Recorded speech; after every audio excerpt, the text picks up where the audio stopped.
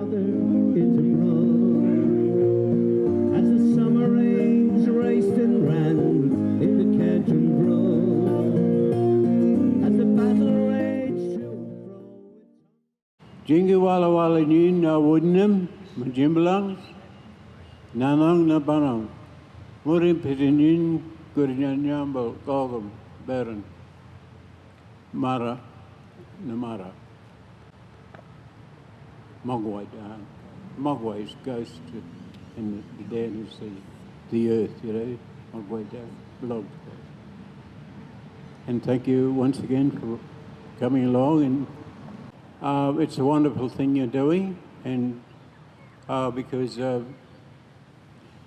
some of these places, I'll tell you a few stories, but what I can tell you is the windmill up the top of the hill there, or whatever it is, the windmill, I think they named it. Yeah, a lot of people died there too, and they hung them there. Not only black people, but a lot of the convicts and poor white people, you know, they hung them there too, and they left people hanging there, so people from the outstation should come and see them hanging there.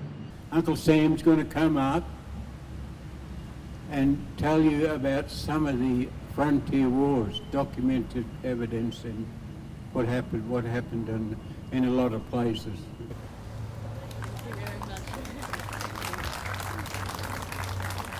And it's wonderful that we would get together and have a vigil on a day that is now so much dedicated to militarism rather than what were we out there trying to achieve through World War I and so many other wars before that. It's Just Peace, the organisation that has brought this event to us, and Beth Gordon's going to tell us about what that organisation drives for and what it aspires for all of the community. Thanks, Beth. Thanks, Marie. Most of you know what Just Peace is all about, but for those of you who are here have never had much to do with Just Peace before, we were formed in the aftermath of September 11, and at that time we decided we would not allow our politicians to enter another war in our name, and so we began our small organisation that we're still running today, and our plea was that the grief of September 11 was not a cry for war. Now, why are we here today as a group organising a small event as opposed to the major event that it will be tomorrow? For most of us, we feel that Anzac Day is becoming extremely militarised, and more young people are looking at Anzac Day in wonder, in awe. They're also looking at respect for the soldiers who have died, but this notion of nationalism is creeping in bit by bit by bit, and there is very rarely a mention of peace. When we talk about the sacrifices that these soldiers made, they very rarely will they say, was this the way to have achieved peace? So we decided we would organise a counter event to Anzac Day so that we in the peace movement had something that we could cling to say, we want peace, but not through war. So that's why we're all gathered here today, and I very much appreciate everybody who's turned up, because no doubt in your heart, that's what you feel too. Thank you.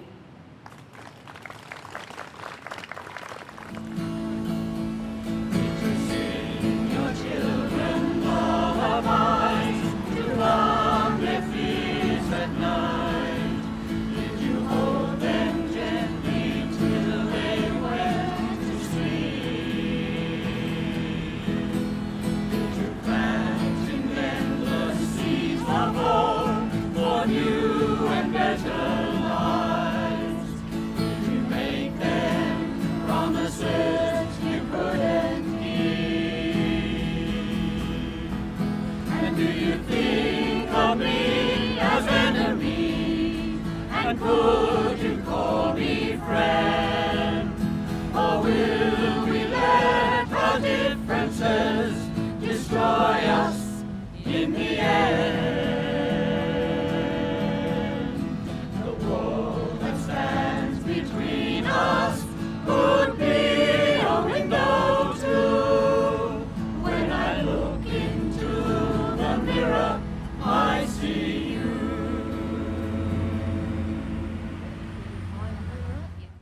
On 17th of July 2014, I woke up to terrible news.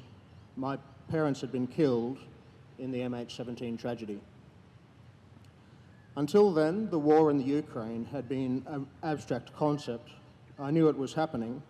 I knew the world wasn't paying much attention. And I knew that innocent people were caught up in this horrible disaster.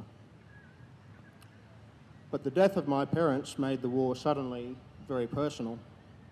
The awful impact of that act of war was brought down on my family like a sledgehammer, knocking our foundations from underneath us, leaving us shattered and broken. Although I had natural feelings of anger and bitterness at these very cruel circumstances, I decided early on that it wasn't going to be helpful to have hateful thoughts or seek vengeance. All I could do was try to seek some positive outcomes from this tragedy. So we set up a fundraising page for Médecins Sans Frontières, and so far we've raised over $100,000 for the great work they do in conflict zones and disaster zones around the world.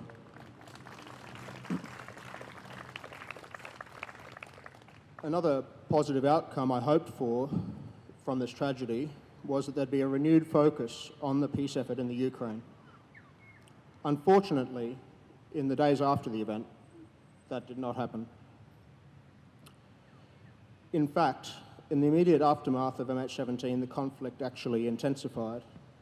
It made me very upset to think that a tragedy like MH17 could lead to further tragedy for innocent people in the Ukraine. So in every interview I did with the TV and radio, I tried to send a message to our leaders that we should be focusing on the peace process above all else, because only peace would solve the problem that was the true cause of the death of my parents, the war itself. I blame the conflict for the death of my parents. I don't believe that anyone intended to bring down a passenger plane, so it's really just the fact that there were soldiers there trying to shoot down planes that was the true cause of that tragedy. So it's important to remember that the victims on MH17 were not the only innocent victims of that war. War is a universal disaster in which there are no winners. MH17 made that war global. It focused the attention of the world, but every day that that war went on, there were hundreds of other innocent people in the Ukraine whose lives were disrupted, homes were destroyed, and whose lives were lost. Aggressive words and actions achieved nothing, just more anger and hatred on both sides.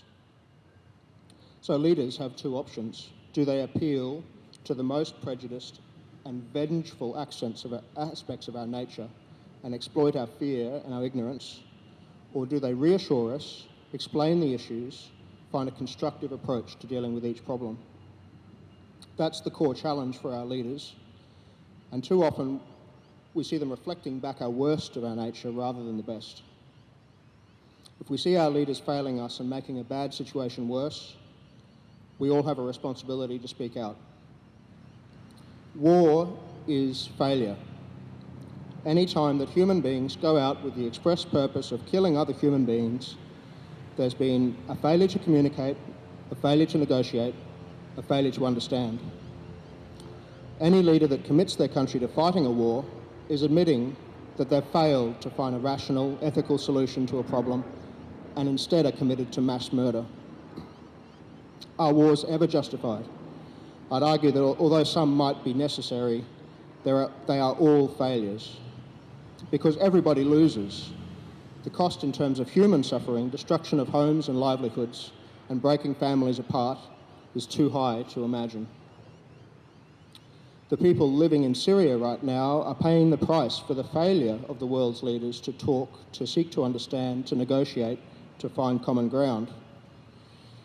To imagine that any war is a just war is to oversimplify.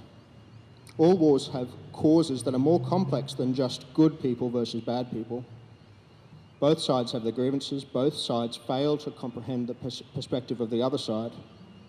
Any leader that tries to convince us that any war is a simple solution, or that a so-called enemy is evil,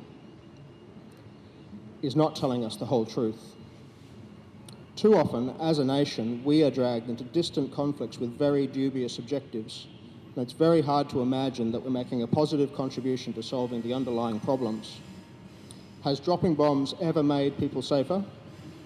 I'd argue that if combating terrorism is the reason for our participation in wars in the Middle East, we are literally shooting ourselves in the foot.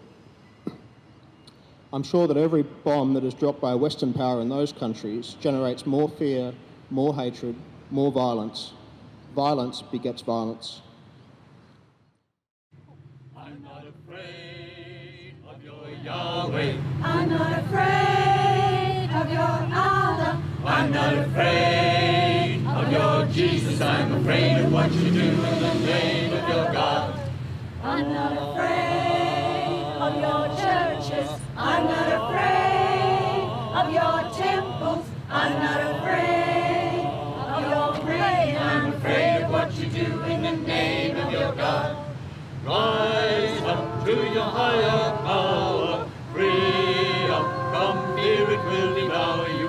Watch out for the ego of the hour. The ones who say they know it are the ones who will impose it on you. I'm not afraid of your churches. I'm not afraid of your Allah. I'm not afraid of your Jesus. I'm afraid of what you do in the name of your God. I'm not afraid of your churches. I'm not afraid of your temples. I'm not afraid of your temples. I'm afraid of what you do in the name of your God.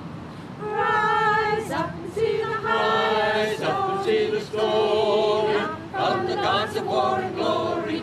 Watch out for the threats of purgatory. The spirit of the wind will make a killing of sin and Satan. I'm not afraid of your churches. I'm not afraid of your music. I'm not afraid of your story. I'm afraid of what you do in the name of your God. Rise up to your higher power. Free up from the fear it will devour you. Watch out for the ego of the hour. The ones who say they know it are the ones who will impose it on you. I'm not afraid of your Yahweh. I'm not afraid of your Allah. I'm not afraid of your Jesus. I'm afraid of what you do in the name of your God. Peace on the earth, peace on the earth, peace on the earth.